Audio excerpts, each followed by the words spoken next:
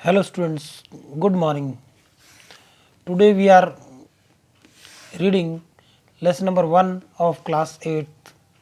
It is from geography. The title of the lesson is resources.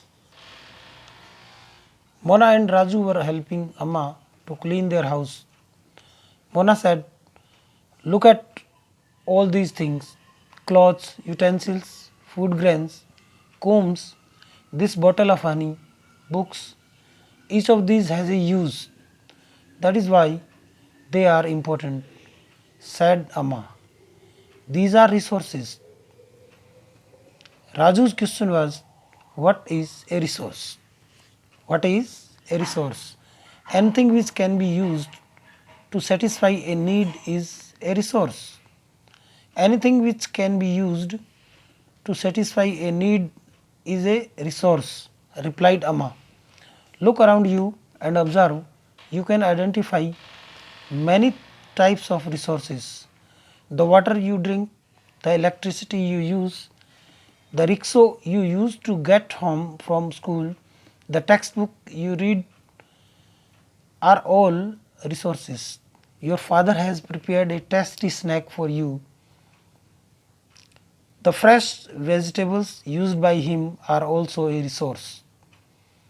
Electricity, water, vegetable, rickshaw and textbook have something in common. They all are used in by you. So they have utility. So they have utility. Utility or usability makes an object or substance a resource. Utility or usability makes an object or substance a resource. Raju now wanted to know, how does something become a resource? Amma told the children that things become resources only when they have a value. Its use or utility gives it a value. All resources have some value, said Amma. All resources have some value, said Amma. Value means worth. Some resources have economic value while some do not. For example, metals may have an economic value while a beautiful landscape may not.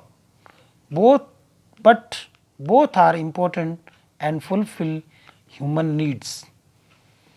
Some resources can become economically valuable according to time. Our grandmother's home remedies have no commercial value today, but if they are planted and sold by a medical firm tomorrow, they can become valuable economically. Technology and time are two important factors which can change substances into resources. Technology and time are two important factors which can change substances into resources. Both are concerned with the needs of the people. Okay, today we are doing this lesson